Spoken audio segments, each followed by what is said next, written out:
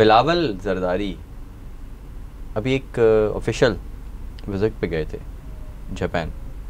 वहाँ पर अपनी सिस्टर आसफ़ा को भी साथ ले गए। उसके ऊपर बहुत ज़्यादा मतलब दुनिया की तरफ से तो आया ही आया, लेकिन पाकिस्तान के अंदर रहने वाले लोगों की तरफ से सोशल मीडिया पे और बहुत सारे बड़े बड़े फोरम्स के ऊपर लोगों ने बात की कि ये क्या तमाशा है। मतलब आप क्या दुनिया को दिखाना चाह रहे हैं कि एक शाही ख़ानदान है वो रूल करता है, या 2-3 शाही ख़ानदान है वही रूल करते हैं और वही रूल करते रहेंगे। तो क्या ये मैसेज आप देना चाहते हैं दुनिया हम पर हंस रही है? एक तरफ ये सारी सूरत हाल है जिसके ऊपर हमने बात की, गरीब आदमी मिडिल क्लास आदमी को कोई पूछ नहीं रहा, कोई पॉलिसी उनके लिए नहीं है और ये दुनिया भी देख रही है। तो दूसरी तरफ ये वाला एटीट्यूड है, क्या कहेंगे इस पर? नहीं, ये बिल्कुल जो एनालिसिस है बिल्कुल एक्यूरेट है कि डायनेस्टिक रूल पे हम आ गए हैं, ठीक है, और ऐसा होना चाहिए। ये इस्लामिक रिपब्लिक है, ठीक है ना, रिपब्लिक भी और इस्लामिक भी है, ना हम इस्लामिक है ना हम रिपब्लिक है, ठीक है ना। ये बेसिकली एक फिएफडॉम या डायनेस्टी रूल है। बेसिकली एक बंदा, अगर कोई पॉलिटिशियन किसी ने कोई अच्छा एक टाइम पे आ गया, उसका ये मतलब थोड़ी है कि आपकी पूरी जनरेशन जो है वो समहाउ जो है डिज़र्विंग हो गए। आई मीन इब्राहीम अलैहिस्सलाम से अल्लाह सुब्हान तआला ने ऐसा नहीं किया, तो उसका भाई जो आपके फैमिली के अच्छे लोग होंगे उनके लिए ठीक है, जो नहीं है वो नहीं है। तो बेसिकली हमें किसी को ये हमें समझना चाहिए एज ए पीपल कि it should be merit based.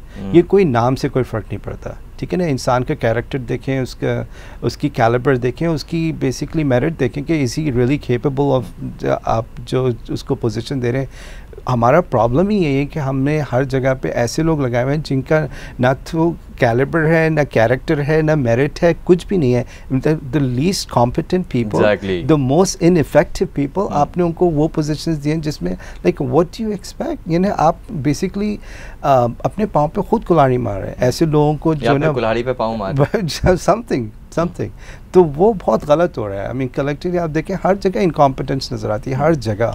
और ये हर बड़े लेवल पे बिल्कुल यानी कोई चीज़ अच्छी होती है उसको फिर कोई टेक ओवर कर लेते जो इसको ना पूरा डुबो देता है। आई मीन रियली, यानी हम अपने एसेट्स बेच रहे हैं, हम अपने स्टील मिल, पोर्ट्स, एयरपोर्ट्स, सब हर चीज़ें आप लेकिन ये एसेट्स होते हैं। आई मीन ये लोग जो आपकी जो एलीट क्लास होती है ये बेसिकली चाहते हैं कि जो लॉस लाइबिलिटीज़ हो ना वो सोशली कवर हो, प्रॉफिट सब प्राइवेटाइज हो। ये this is the worst form आप देखें, और यही हो रहा है। यानी ये सब एसेट्स हमने पब्लिक मनी से बनाए और ये आके चाहते हैं कि इनको सस्ते में जो है ना बनी बनाई चीज़ बन जाए और हम इससे देखते हैं हम इसको हम पैसे कैसे बना के दिखाते हैं।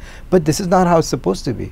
यू नो आपकी जो पब्लिक एसेट्स होते हैं वो इसलिए होते हैं कि पब्लिक को यूटिलिटी मिलती है और it should be on basically cheaper rates वगैरह, लेकिन यहाँ पर ऐसा कुछ नहीं है अनफॉर्चुनेटली। ठीक है अदनान, बहुत बहुत शुक्रिया, थैंक यू सो मच।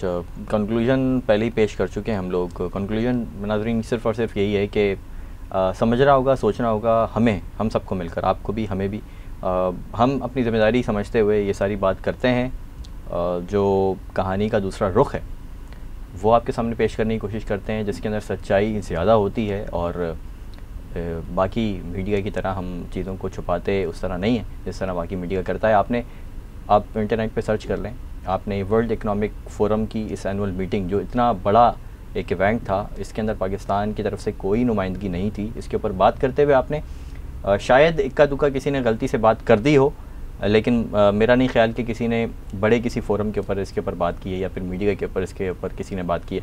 तो हम कोशिश करते हैं इस तरह के जो टॉपिक्स हैं जिनको छुपा कर रखा जाता है वो आपके सामने लेकर आएँ। बताने का मकसद ये होता है कि आप इन चीज़ों को समझें, इनके ऊपर गौर करें, ग्लोबली सोचें और उम्मत मुस्लिमा के मफाद में भी देखें कि हम क्या कुछ कर रहे हैं, हमारे हुक्मरान क्या कुछ कर रहे हैं। और ये सारी चीज़ें, ये सारे काम जो हम कर रहे हैं ये आगे चलकर हमारी ही नस्लों को भुगतने हैं, इनका खुमियाजा हमारी ही नस्लों को भुगतना है।